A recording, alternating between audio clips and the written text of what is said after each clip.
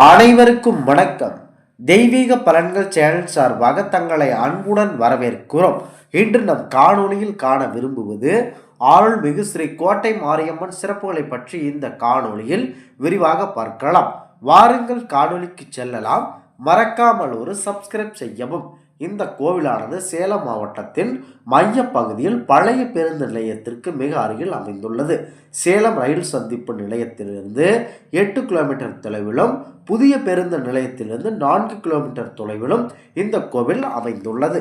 இந்த கோவிலின் தல வரலாறு என்னவென்றால், சேலம் மாநகரில் 8 பேட்டைகளையும் கட்டியாளும் கோட்டை மாரியம்மன் என்னும் சிறப்பு பெயர் பெற்றுள்ளது.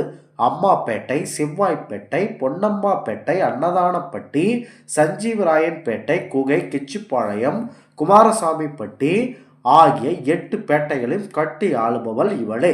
சேலம் மாநகரில் 12 மாரியம்மன் கோவில்கள் இருந்தும் அவை அனைத்திற்கும் முதன்மையாக சேலம் அருள்மிகு ஸ்ரீ கோட்டை மாரியம்மனை பெரிய மாரியம்மனாக கருதப்படுகிறார்கள். இந்த கோவில் மணிமுத்தாறு நதிக்கரையில் அமைந்துள்ளது. கோட்டை மாரியம்மன் அக்னி திசை நோக்கியபடி சற்றே திருவிம்பிய வண்ணம் இருக்கிறார்கள். வீரசன கோவிலத்தில் அமர்ந்தபடி காட்சி தருகிறார்கள். தமிழ்நாட்டிலேயே சிறிய கருவறையை கொண்ட திருக்கோவிலாக இது அமைந்துள்ளது. அக்னி சுவாலையிலான கிரீடத்தை தலையில் அணிந்தபடி அந்த கிரீடத்தின் மேல் நாகப்படம் குடைபிடித்துவிட வலது காலை தொங்கவிட்டபடி இடது காலை யோகாசனமாக மடித்து அமர்ந்த நிலையில் அம்மன் அருள் பாலிக்கிறார்கள். வலது மேற்கரத்தில் நாகபாசனமும் உடுக்கையும் கொண்டு, இடது மேற்கரத்தில் அங்குஷமும் அமுத சின்னமும் கொண்டு, வலது முக்கரத்தில் சூடமும் இடது முக்கரத்தில் கபாலமும் கொண்டபடி அருள் பாலிக்கிறார்கள்.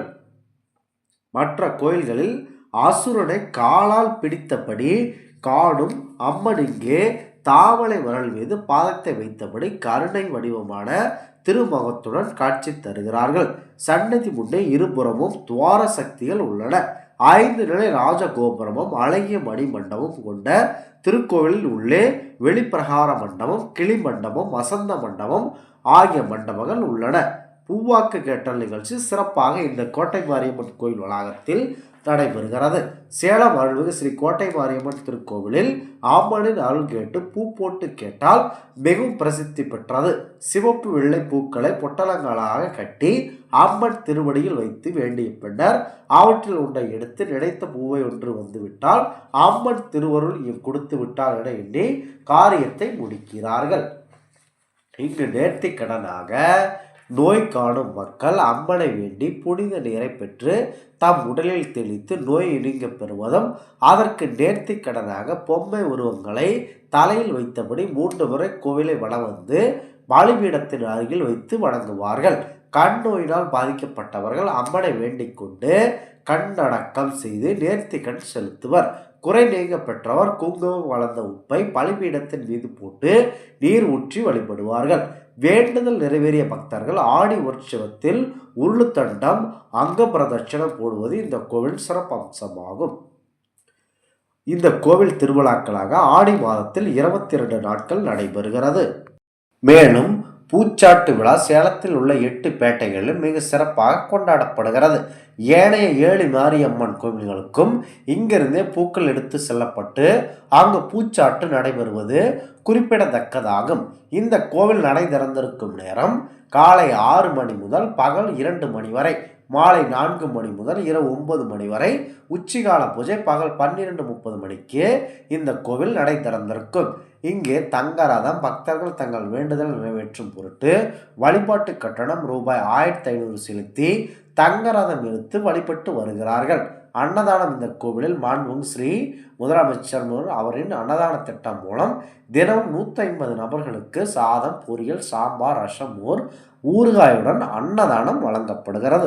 இந்த கோவில் முறையாக சென்று ஸ்ரீ கோட்டை மாரியம்மனை வணங்கினால் உங்கள் குடும்பத்தில் இருக்கும் அனைத்து பிரச்சனைகளையும், முக்கியமாக பெண்களுக்கு ஏற்படக்கூடிய மன கஷ்டம், குழந்தை பாக்கியம், இதன் அனைத்தையும் அவர்கள் குறையறிந்து தீர்க்கும் அம்மனாகவே இந்த அம்மன் வழங்குகிறார்கள்.